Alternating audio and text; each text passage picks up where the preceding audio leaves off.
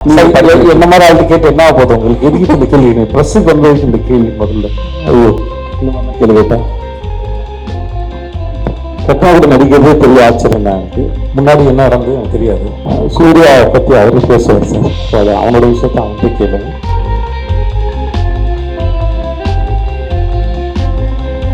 இதே சரி சார், நம்ம 75 வருஷம் நம்மளுடைய கலாச்சாரம், நம்மளுடைய அரசியல் பின்னணி வந்து இந்திக்கு எதிரானது. நம்ம இன்னைக்கும் இந்தி தெரியாது போடா அப்படின்னு டிஷர்ட் போடுவோம். நம்ம அரசியலையும் இந்தி எதிர்ப்பு இது பண்ணிட்டு இருக்கோம்.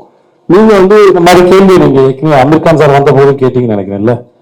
ஆமா, எல்லா சமயத்தும் இந்த கேள்வி எதுக்கு இந்த சார், எதுக்கு இந்த கேள்வி? நான் என்ன கேட்கறேன், இந்த கேள்வி படிக்கணுமா வேண்டாமா? என்ன மாதிரி ஆள்கிட்ட கேட்டு என்ன போதும் உங்களுக்கு? எதுக்கு இந்த கேள்வி? பிரஸுக்கு வந்து இந்த கேள்வி முதல்ல.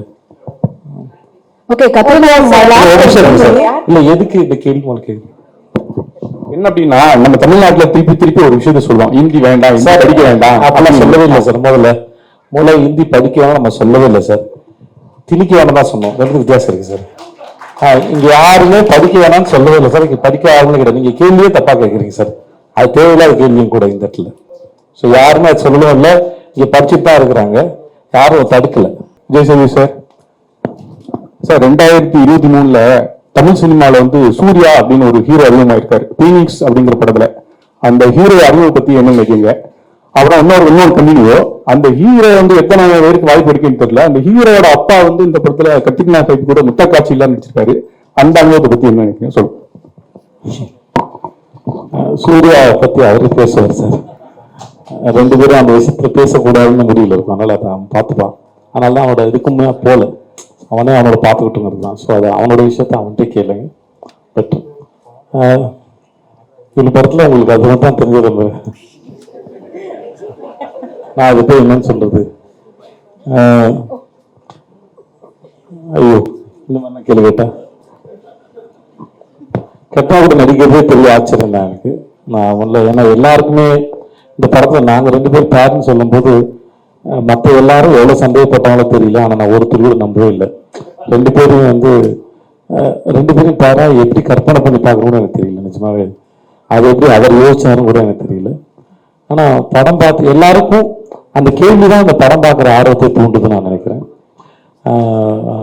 இந்த படம் பார்க்கறதுக்கு நாங்கள் ஒரு 100-200 பேர் போட்டு ஒரு 100-200 பேருக்கு போட்டு காமிச்சிருக்கோம். எல்லாருக்குமே முதல்ல வந்து ஸ்ரீராம் சாரோட படம், அப்போ நாங்கள் 2 பேர் பாரு இது எப்படிப்பட்ட ஜனதா இருக்கும் அப்படிங்கிற ஒரு ஆர்வம் தான் படம் பார்க்க வந்தது. ஸோ படம் பார்த்த எல்லாருக்குமே இந்த ஹோல்சமாக நமக்கு பிடிச்சிருக்கு. ஸோ உங்களுக்கு எப்படி இவ்வளோ ஆச்சரியம் இருக்கோ, இந்த ஆச்சரியம் எனக்கும் ஒரு 2 வருஷமா இருக்கு. படம் பார்த்து முடிச்சுட்டீங்களா, என்ன சொல்ல போறீங்களா தான் காத்துட்டு இருக்கேன். வரோம். Vijay sir, hello Vijay sir, இங்க பாருங்க. முன்னாடிலாம் வந்து ஹிந்தி சினிமாவுக்கு போறது வந்து அவ்வளோ கஷ்டம் அப்படி சொல்லுவாங்க சில வருஷத்துக்கு முன்னாடி. ஆனா இப்போ நிறைய இண்டஸ்ட்ரியில பீப்புள், டெக்னீஷியன்ல இருந்து எல்லாரும் போயிருக்காங்க. இப்போ ஹிந்தி சினிமா தமிழ் ஆட்களை எப்படி மதிக்கிறாங்க? கட்ரினா கைஃப், ராதிகா ஆப்தே மாதிரி ஆட்களோட ஒர்க் பண்ணும்போது உங்களோட எக்ஸ்பீரியன்ஸ் எப்படி இருந்துச்சு? அங்க உங்களுக்கான ரெகக்னேஷன் எப்படி இருக்கு சொல்லுங்க. முன்னாடி என்ன நடந்தது எனக்கு தெரியாது. ஆனால் நான் ஒரு 5 படம் பண்ணிட்டேன். நல்ல மரியாதையோடு நான் நல்ல டைரக்டர்ஸோட நல்ல ஆக்டர்ஸோட ஒர்க் பண்ணியிருக்கேன். இந்த சென்ஸ் ரொம்ப கம்ஃபர்டபுளாக இருந்தேன். வேற என்ன கேட்டீங்க? நான் இதுக்கு மேலே சைரா நரசிம்ம ரெட்டின்னு அந்த சிரஞ்சீவி சார் படம் பண்ணும்போது அங்கே டீசர் லான்ச் போயிருந்தோம். அப்போ வந்து அப்போ பிரசிடண்ட் யாரோ ஒருத்தன் கேட்டார், அந்த சவுத்துக்கு நார்த்துக்கான அந்த வால் இப்போ எப்படி இருக்குன்னு கேட்டாங்க. அப்போ அங்கே மேடையில் இருந்து யாரோ ஒருத்தர் சொன்னார், நான் பேர் தெரியல. இப்போ அந்த ஓடிடி இப்போ அந்த இதெல்லாம் வந்ததுக்கப்புறம் வந்து அப்படி ஒரு வாலே இல்லை, அது பிரேக் ஆயிடுச்சு அப்படின்னா அது ரொம்ப தெளிவாக தருது. இப்போ தமிழ் மட்டும் இல்லை, நிறைய படம் எல்லாம் ஆல்மோஸ்ட் கன்னட படம், ஹிந்தி படம், தெலுங்கு படம், மலையாள படம், எல்லா மொழி படங்களும் ஆல்மோஸ்ட் இப்போ எல்லா லாங்குவேஜில் வருது. எஸ்பெஷலி 4 லாங்குவேஜில் வருது. தமிழ், தெலுங்கு, மலையாளம், கன்னடம், ஹிந்தி எல்லா லாங்குவேஜில் வருது. ஸோ இப்போ ஆல்மோஸ்ட் ஜனங்களுக்கு அந்த வேலை பார்க்குறவங்களுக்கும் மக்களுக்கும் அந்த வித்தியாசம் இல்லை. படம் நல்லா இருக்கா, சிறப்பாக இருக்கா, பார்க்குறதுக்கு எல்லாம் ரெடியாக இருக்கான்னு நினைக்கிறேன். ஆனால் வெரி குட் ஆகிட்டு 2 பேரும் ரொம்ப சின்சியரான ஆக்டர். கேட்ரினாவாக இருக்கட்டும், ராதிகா ரொம்ப சின்சியர். 2 பேரும் அப்ரோச் பண்ணுற விதம் வேறு வேறு இருக்கும். ராதிகா வந்து கொஞ்சம் கூல், ரிலாக்ஸ். கேட்ரினா வந்து ரொம்ப சீரியஸ். பட் 2 பேரும் ரொம்ப both are very responsible actors. But work பண்ணும்போது சரி, நீங்கள் ஐடியா ஷேர் பண்ணும்போது you get a chance to learn more and more. இப்போது எல்லாருக்கும் வணக்கம். எனக்கும் இப்போ ஆச்சரியமான விஷயம் அது எப்படி நடந்தது எனக்கும் தெரியல. சில சமயம் சில நல்ல விஷயம் வந்து நம்ம வாழ்க்கையில் சொல்லாமல் கொள்ளாமல் உள்ளே வந்து உட்காந்துக்கும் போல இருக்கு. அந்த மாதிரி உட்காந்த விஷயம் தான். நான் இவர் மேரி கிறிஸ்மஸ் அப்போ நான் மெல்போர்னில் அவரை பார்த்தது, வரும்போது அவர் 96 படம் பார்த்துட்டு அப்புறம் எனக்கு ஒரு நாள் வீடியோ மெசேஜ் அனுப்பியிருந்தார்.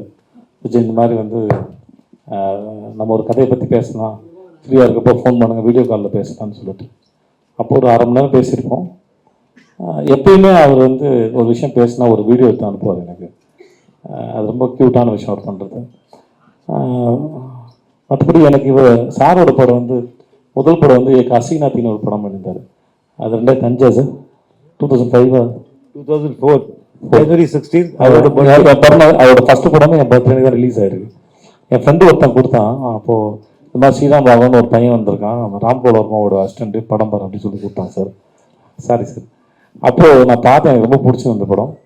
அதுக்கப்புறம் நம்ம ஐநாக்ஸில் வந்து பத்லாப்பூர்னு ஒரு படம் பார்த்தேன். எனக்கு அந்த படம் ரொம்ப பிடிச்சிருந்தது. யாராவது தமிழில் அதை பண்ணுவாங்க, எனக்கு அது பண்ணணும்னு ஆசை இருந்தது. அந்த ரீமேக் யாருமே பண்ணல. அந்த ஸ்டோரியோட போகிற விதமே ரொம்ப நல்லா இருந்தது. நவாசுதீனோட ரோல் பிரமாதமாக இருக்கும். ஸோ இதுதான் நான் அவரை பற்றி நான் மேனிஃபெஸ்ட் பண்ணதோ இல்லை இமேஜின் பண்ணதோட வந்து ஒரு நாள் இந்த மனுஷனோட வேலை செய்யணும் ஒரு ஆசை இருந்தது. அப்புறம் மேரி கிறிஸ்மஸ் இந்த கதையை சொல்லும்போது எனக்கு ரொம்ப பிடிச்சிருந்தது. ஆனால் அதுக்கப்புறம் ஒரு செப்டம்பர் கிட்ட என்கிட்ட பேசினார், ஒரு தொடர்பும் இல்லை அதுக்கப்புறம். அப்புறம் ஒரு நாள் வந்து ஒரு நம்மளை கழட்டி விட்டாங்களா, வேறு யாராவது பார்த்தாங்களான்னு தெரியலன்னு சொல்லிட்டு ஒரு நாள் ஃபோன் பண்ணேன். ஒரு நாள் ஃபோன் பண்ணி இந்த மாதிரி சார் ஜனவரி 16 எனக்கு பிறந்தநாள், அது சஞ்சய் ராவுத்ரே அவர் தான் இப்படி சார் ஃபோன் பண்ணேன். அக்ரிமெண்ட் போடலாம் தான், என் பிறந்த நாளைக்கு போடலாமா சார், ஒரு சென்டிமெண்ட்டாக நல்லாயிருக்கும் அப்படின்னு. எனக்கு அப்போ தெரியாது ஹசீனாத்தி ரிலீஸ் ஆனது ஜனவரி 16ங்கிறது. ஸோ அதே சாங்கை வச்சு சொல்லலாம் சொல்லி சொன்னேன். ஸோ அப்படியே போட்டுடலாமே அக்ரிமெண்ட் அப்படின்னாங்க. ஸோ அதுதான் எனக்கு ஒரு ஹோப்பாக இருந்தது, ஓகே நம்ம கன்ஃபார்மாக இருக்கணும். மற்றபடி எனக்கு அவர் மீட் பண்ணது, அவர் கதையை சொன்ன விதம், அப்புறம் ஆக்டர்கிட்ட ரொம்ப ஃப்ரீடம் கொடுக்குறது. ஒரு 30 நாள் சும்மா ஒன்றுமே இருக்காது, சும்மா மத்தியானம் லஞ்சுக்கு மேலே போய் மும்பையில் அவங்களோட ஆஃபீஸ் போய் உட்காந்து பிளாக் காஃபி குடிச்சிட்டு பேசிட்டு இருக்கிறது தான் வேலை. சும்மா தான் பேசுவோம். அதில் சினிமா பற்றி ஒரு 1/2 மணி நேரம் இருக்கும். அவர் சொல்லுவார், அப்படின்னா ரொம்ப மெனக்கிடலாம் வேணாம், சும்மா ரிலாக்ஸாக இருக்கேன் பாரு. நம்மக்கிட்ட இருந்து அவர் எப்படி வேலை வாங்குறாருன்னு கூட தெரியாது. ஆனால் அவரோட ஸ்பெண்ட் பண்ணுற டைமில் வந்து அவரை பற்றினதும் அவரோட ஃபில்ம் மேக்கிங் பற்றினதும், அப்புறம் பூஜா மேடம் ரொம்ப ஸ்வீட். அவங்க அந்த அம்மா வந்து ரொம்ப ஸ்வீட். அவங்க வந்து சாவோட எடிட்டர், ஃபஸ்ட் படம் இருக்கிறாங்க, கோ ரைட்டரு. ஸோ இவங்களோட சும்மா டைம் ஸ்பெண்ட்றதே வந்து இந்த படத்தை பற்றின புரிதலும் அந்த இண்டஸ்ட்ரி அங்கே இருக்கிற பழக்க வழக்கங்கள் எல்லாமே மெல்ல மெல்ல புரிய ஆரம்பிச்சது. அது எனக்கு செட்டுக்கு போகும்போது நான் புதுசாக போகிற ஒரு ஃபீல் எனக்கு க்ரியேட் பண்ணல. ஒருவேளை என்னை கமிட் பண்ணிவிட்டு நேரடியாக ஃபஸ்ட் டேவே என்னை ஷூட்டுக்கு கூப்பிட்டு போயிருந்தாங்கன்னா நான் இவ்வளோ கம்ஃபர்டபுளாக அனுப்பிருப்பேனா கூட எனக்கு தெரியாது. ஏன்னா அந்த இடம் அந்த எனர்ஜி எல்லாமே புரிஞ்சு அதுக்கப்புறம் அவங்க போய் நடிக்கிறதுங்கிறது பெரிய கஷ்டமாக இருந்திருக்கும். ஸோ ஒரு ஆக்டர் எப்படி ஹேண்டில் பண்ணுங்கிற வரைக்கும் அது. அப்புறம் ரொம்ப அழகான ஆச்சரியம், ஒரு நாள் கட்டின கைஃப் நான் நேரில் பார்த்தது. திடீர்னு ஒன்றா வந்தாங்க. ஒரு நம்மளோட சீனியர் ஆக்டர் ஒரு 2 டிக்கெட் இருந்திருக்காங்க இண்டஸ்ட்ரியில், அவங்க எப்படிப்பட்ட பர்சனாலிட்டியாக இருப்பாங்கன்னு ஒரு பயம் இருந்தது. பட் வந்ததுலேருந்து அவங்களுக்கு அந்த சீனு, கதை, டிஸ்கஷனு, நான் என்ன பண்ண போகிறேன், இவர் தான் குவாக்னா, அவர் என்ன புரிஞ்சிருக்காரு அப்படின்னு மொத்தமாக அதை இந்த ஃபில்மை அண்டர்ஸ்டாண்ட் பண்ணிக்கிறது தான் அவங்களோட மோஸ்ட் ஆஃப் த கொஷின்ஸ், அதோட பார்ட்டிசிபேஷன் அதுக்குள்ளே தான் இருக்கும். ஸோ எனக்கு அது இன்னொரு ஆக்டர்கிட்ட இருந்து, எஸ்பெஷலி லீட் ரோல் பண்ணுற இன்னொரு கோ ஆக்டர் வரும்போது அது it makes more comfortable. That இப்போ ஒரு வேலை செய்யும்போது ஒரு மைண்டோட இன்ட்ராக்ட் பண்ணி பண்ணும்போது அது ரொம்ப நல்லாயிருக்கும். அது பெரிய கம்ஃபர்டபுளாக இருந்தது கெட்டனோட ஒர்க் பண்ணும்போது. அப்புறம் கவின் பாபு பாபு வந்து நான் கூத்துப்பட்டோக்கு 2004 வேலைக்கு போகும்போது என்னை உள்ளே போனவுடனே ஒரு பீமை என்னை பயமுறுத்தினா, அதுதான் பாபு. அது ஏன்னா அப்போ வந்து மீனாட்சின்னு ஒரு மேடம் வந்து தியேட்டர் டைரக்டர் வந்து பாஞ்சாலி சபதத்தை வந்து ரிஹர்சல் பார்த்தாங்க. ஒரு உடான்ஸ் அடித்து நான் தான் பீமன் அப்படின்னு சொன்னாப்புல. ஸோ ரொம்ப நாள் கழிச்சு நான் பாபுவோட ஒர்க் பண்ண ரொம்ப பெரிய சந்தோஷம். இந்த படம் ஜனவரி 12 வருது. பட் நாங்களும் எங்கள் சுற்றத்தார் அனைவரும் படத்தை பார்த்துட்டோம். எங்களுக்கு ரொம்ப பிடிச்சி படம், ரொம்ப நல்லா வந்திருக்கு. கண்டிப்பாக உங்கள் எல்லாருக்கும் பிடிக்கும் நம்புறேன். அந்த எல்லாருக்கும் ரொம்ப நன்றி. சூப்பர் சார், கண்டிப்பாக எல்லாருக்கும் பிடிக்கும். எப்படி இவ்வளோ அசால்ட்டாக ஹிந்தி பேச ஆரம்பிச்சிட்டிங்க? நாங்கள் கேள்விப்பட்டோம் இது எல்லாமே லைவ் ரெக்கார்டிங் தான் அப்படின்னு. ஆமாம், சிங் சவுண்ட் தான். எப்படி சார்? ஐயோ அப்படிதான், இதே மாதிரி தான் எனக்கு. சீரியஸா சார்? கேட்கவே பயமா இருக்கு. இல்லை, நான் ஃபர்ஸ்ட் சார் எனக்கு செப்டம்பரில் கதை சொல்லும்போது எனக்கு நான் துபாயில் ஒரு 3 வருஷம் வேலை பார்த்ததுனால எனக்கு ரொம்ப டச் விட்டு போச்சு. அங்கே ஹிந்தி பேசுவாங்க. ஸோ என் பாஸ் வந்து முதல்ல சொன்ன வார்த்தை, ஹாத் மே கிட்னா பைசா கிந்தி கரோ அப்படின்னாப்புல, கையில் எவ்வளோ பணம் இருக்குது என்ன அப்படின்னாப்புல. என் பாஸ் ஃபர்ஸ்ட் சொன்ன ஹிந்தி இது. ஸோ அங்கே இருந்தது. பட் ஒரு ரொம்ப ஃபோன் சவுண்ட் நல்லா இருக்கு. ஸோ அதுக்கப்புறம் ரொம்ப வருஷம் ஆச்சு, 17 வருஷம் ஆச்சு நான் ஹிந்தி பேசி. நான் ஃபர்ஸி பண்ணும்போது ரொம்ப கஷ்டமாக இருந்தது. அதுக்கப்புறம் கொஞ்சம் ஃப்ளோ வந்துருச்சு. இன்னுமே என் ஹிந்தி வந்து இவங்களும் தெரியும், ஹிந்தி வந்து கொஞ்சம் டட்டக்கு போட்டக்கு தான். அதான் அழகா இருக்கு சார். அது அந்த ஒரு மாதிரி பேசுற ஒரு நான் எதிர்பார்க்கவே இல்லை. ஆடியன்ஸ் வந்து என்னை அக்செப்ட் பண்ணிப்பாங்கன்னு நான் நிஜமாக எதிர்பார்க்கவே இல்லை.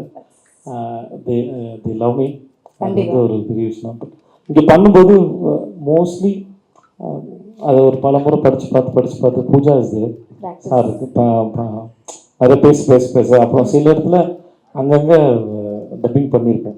என்னோட ஹிந்தி சரியில்லாமல் பண்ணியிருக்கேன்.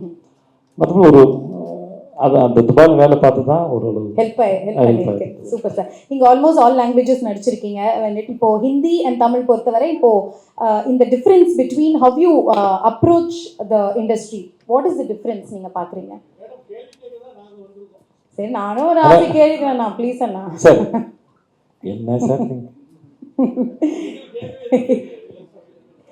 காவப்படாதீங்க. நம்ம நானும் கேட்டுக்கிறேன், நீங்களும் கேளுங்க. ஓகே ஓகே கிக்கி, நம்ம இதோட முடிச்சுப்போம். சார் ஓகே உங்களுக்கு டைம் இருக்குல்ல சார்? உங்களுக்கு ஒரு டைம் கொடுப்போண்ணா. சரிண்ணா. Okay you relax.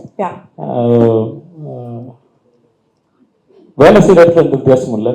வெறும் அந்த மொழியை பேசுறதுல மட்டும்தான் ஒரு மொழி ஒரு இடத்துல ஆரம்பிக்கணும்னு நினைக்கிறேன்.